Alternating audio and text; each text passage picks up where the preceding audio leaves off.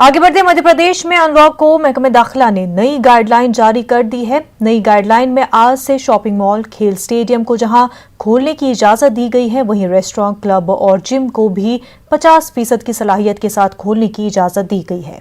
Unlock की नई guideline में सिनेमा हॉल, स्विमिंग पूल वगैरह को खोलने की इजाजत नहीं दी गई है। मध्य प्रदेश से राजस्थान, उत्तर प्रदेश और छत्तीसगढ़ की बस सर्विसेज को आज से जहां शुरू किया गया है, वहीं महाराष्ट्र से एमपी आने वाली बसों की आमदोरफ्त पर पाबंदी को 22 जून तक की तौसी की गई है।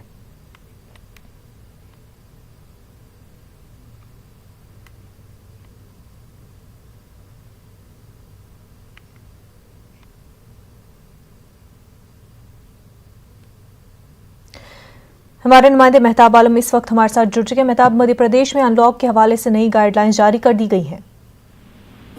यकीनी तौर पर मनजा जो है नई गाइडलाइन जारी कर दी गई और नई गाइडलाइन में जो है यहाँ के शहरियों को मध्य प्रदेश में बहुत सारी रियायत दी गई है। और इस नई गाइडलाइन में अगर हम शहरियों की रियायत की बात करें तो आज से यहाँ पर शॉपिंग मॉल को खोला गया है, वहीं पर खेल के स्टेडियम को भी खोल दिया गया है। रेस्टोरेंट, क्लब, जिम को 50% सलाहियत के साथ खोला गया है। वहीं पर जो अगर हम स्विमिंग पूल की बात करते हैं या दूसरों की बात करते हैं तो उनको भी खोलने की इजाजत नहीं दी गई है। मध्य प्रदेश से उत्तर प्रदेश, छत्तीसगढ़ और राजस्थान की जो है बसों की आमदोरफ्त को शुरू कर दिया गया है, जबकि महाराष्ट्र की जो बसें जो आने जाने वाली थी उनकी पाबंदी में 22 जून तक की तोसी की गई है। इससे लोगों को राहत दी गई, लेकिन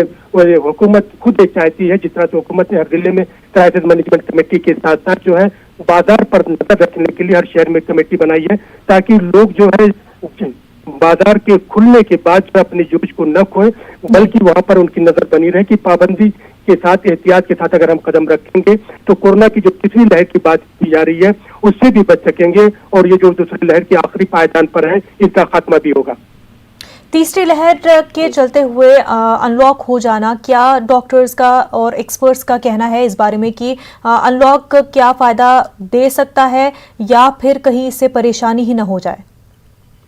डॉक्टर जो है, माहिरीन, इंतजामिया, तमाम लोगों की इस पर नजर बनी हुई है कि कोरोना की जो तीसरी लहर और इसमें बच्चों को लेकर जो है जिस तरह की बातें की जा रही है, मध्य प्रदेश हुकूमत ने कोविड की जो टेस्टिंग हो रही है उसको जो है कंटिन्यू करने का फैसला किया है कि जब रोजाना यौमिया तौर पर मध्य प्रदेश में 70 से 75 हजार के बीच की जा रही है वो कंटिन्यू की जाएगी और लोगों को एहतियात में रखने की बार बार जहाँ पर सलाह दी जा रही है, तलकीन की जा रही है, वहीं पर कोविड की जो वैक्सीन है उस वैक्सीन को लगाने को लेकर गांव से शहरों की तरफ जो है ज्यादा से ज्यादा जो है इसकी कोशिश की जा रही है कि वैक्सीनेशन के जरिए हम इससे बचाव कर सकते हैं। वहीं पर मध्य प्रदेश हुकूमत ने 1 जुलाई से लेकर 3 जुलाई तक महा अभियान चलाने का फैसला किया है और आज वजीर आला की जो 12:15 बजे दिल्ली में पीएम मोदी से मुलाकात होगी, उनमें तमाम पहलुओं पर भी बात होगी।